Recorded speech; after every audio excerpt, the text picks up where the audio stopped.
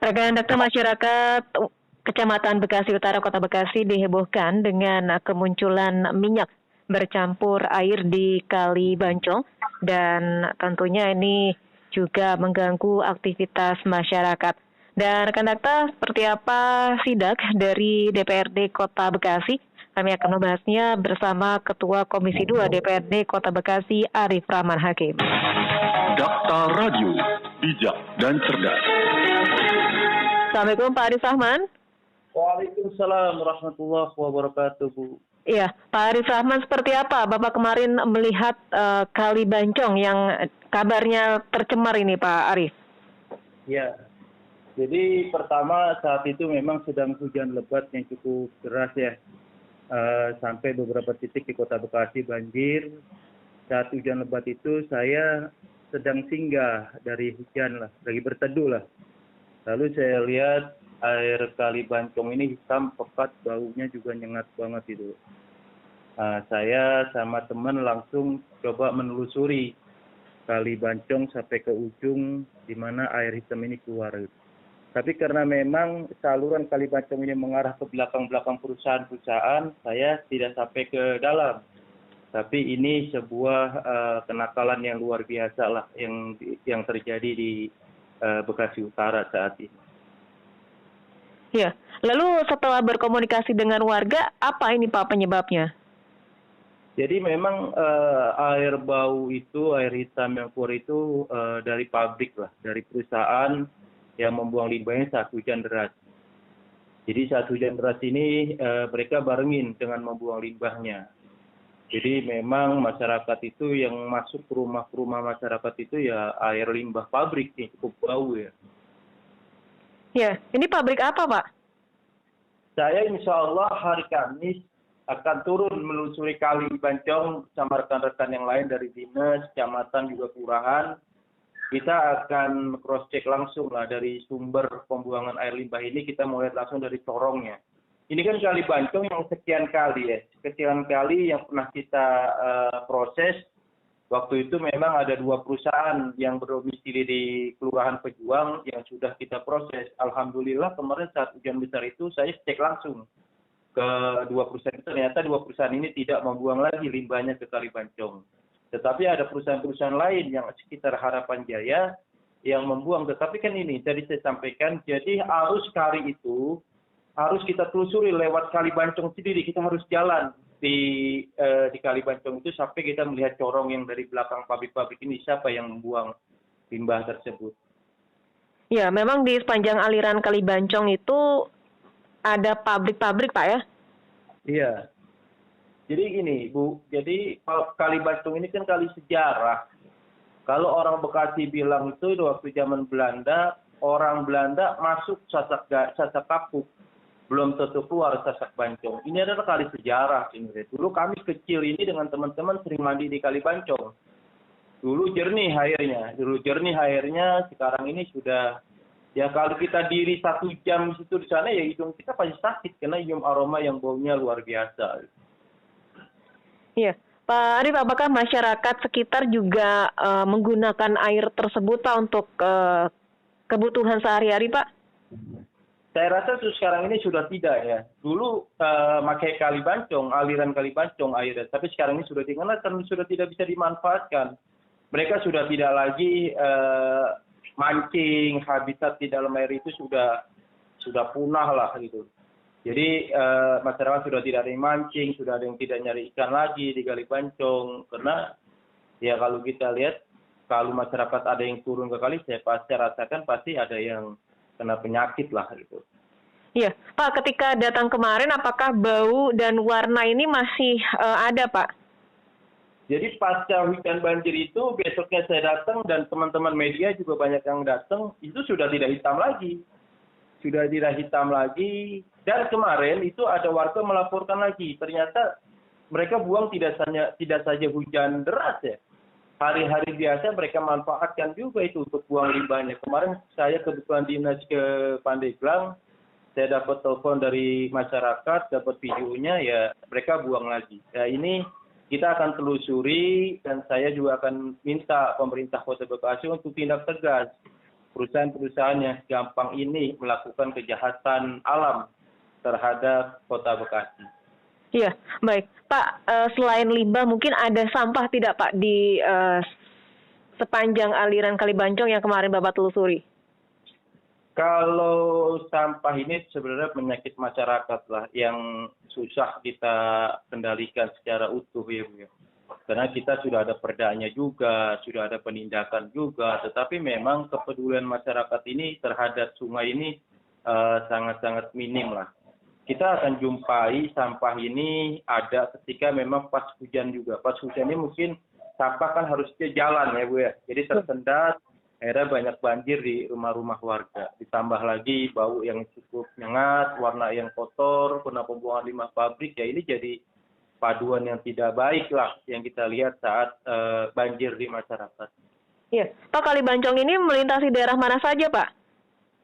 Kali Bancong ini dulu besar banget Bu. Jadi melintasi beberapa kampung ya, dari Harapan Jaya, perumahan, terus melewati beberapa perusahaan yang ada di Harapan Jaya, lalu ke Pejuang, Medan Satria, terus sampai ke Harapan Indah. Nah ini kan kali yang dulu banyak dimanfaatkan masyarakat lah. Jadi memang banyak masyarakat yang tinggal sekitaran Kali Bancong. Jadi ketika sekarang ini sudah susut, sudah kotor, ya banyak dampaknya yang diterima masyarakat. Iya, ini kalau dilihat dari fotonya sudah lebarnya sudah menyusut banyak nih Pak ya? Betul, betul. Baik. Betul. Jadi memang dulu cukup lebar, tapi sekarang memang kena ada tumpukan tanah-tanah lah, mungkin ada pergeseran infrastruktur yang akhirnya berubah tatanan yang sudah ada di Kali Bancong. Iya, Pak. Selain karena limbah juga masyarakat di sana khawatir tidak Pak? Kali itu meluap Pak kalau hujan deras Pak dan banjir ke masyarakat. Jadi sekampung Kali Abang itu, Seharapan Kali Abang Bungur, Harapan Jaya, Kelurahan Harapan Jaya dan sekitar itu memang tumpuan pembuangan itu di Kali Bancong. Setiap hujan lebat seperti hujan kemarin Sabtu yang lalu itu ya cukup membuat banjir beberapa masyarakat sekitaran yang tinggal sekitaran kali gitu loh. Apalagi kita di daerah kita ini sudah berkurang penyerapan air. Sudah banyak pembangunan-pembangunan dan ya tambah lagi perusahaan-perusahaan nakal yang tidak peduli dengan RTH-nya, ruang terbuka hijaunya. Tidak ada pembangunan folder atau drainase yang tidak diperbaiki, akhirnya berdampaknya ke masyarakat lah. Yeah. Pada dasarnya kita sebagai masyarakat ini senang lah adanya pembangunan-pembangunan, adanya investasi di daerah kita. Tetapi kan seyogianya juga harus mengikuti adat dan aturan yang sudah diterbitkan oleh pemerintah agar diikuti oleh para investasi yang ada di Kota Bekasi ini. Iya, Pak, kembali lagi ke pabrik tersebut memang ada izinnya, Pak? Ya, pabrik itu banyak produksi-produksi tentunya yang membuang limbah oli ya Bu ya, limbah minyak, B3 sudah pasti banyak. Dan insya Allah Senin ini kami akan turun, akan telusuri, kita akan cari tahu pabrik yang nakal tersebut. Iya, Dela akan dilibatkan Pak, karena kan harus mengetahui sampel itu mengandung apa nantinya Pak. Iya, itu ada nanti Bu, dari Dinas LH kita libatkan, dia akan turun, dia akan cek di lab nanti mengandung B3 atau tidak, nanti kita akan minta Dinas LH yang menguji labnya. Iya, Pak, selain Kali Bancong, ada tidak Pak kali lainnya di Kota Bekasi yang nasibnya sama ini Pak? Banyak Bu. Ini banyak. Inilah sebuah kelalaian. Saya berharap semestinya pemerintah Kota Bekasi lebih saat-saat sekarang ini nih, menjelang akhir tahun, kita sudah tradisi dengan banjir. Seharusnya pemerintah Bekasi lebih peka lah untuk mengontrol saluran-saluran kali atau lagi perusahaan-perusahaan yang menggunakan kali-kali dan sungai-sungai yang ada di Kota Bekasi. Dan ini bukan saja di Kali Bancong yang terjadi. Saya sebagai Ketua Komisi 2 di DPRD Kota Bekasi sering banget menerima laporan masyarakat di daerahnya masing-masing yang pabrik yang itu yang nakal lah, membuang limbahnya tanpa harus difilter dulu di dalamnya. Tetapi begitu banyak juga ketika kami sidak menemukan perusahaan yang patuh aturan. Mereka yang patuh aturan yang sudah memfilterkan air perusahaannya sampai ditaruh ikan di dalam kolom filternya. Kalau ikannya, menurut mereka ini kalau ikannya hidup itu kan airnya jernih lah. Dan memang kita lihat ada yang bagus. Pak, kalau sanksi yang nantinya akan diberikan jika memang terbukti apa ini, Pak? Saya kalau terbukti seharusnya saya juga mendorong pemerintah harus tegas ya. Harus dikaji ulang amdalnya. Jangan diterbitkan lagi atau dikasih sanksi tegas ya sampai maksimal dicabut gitu.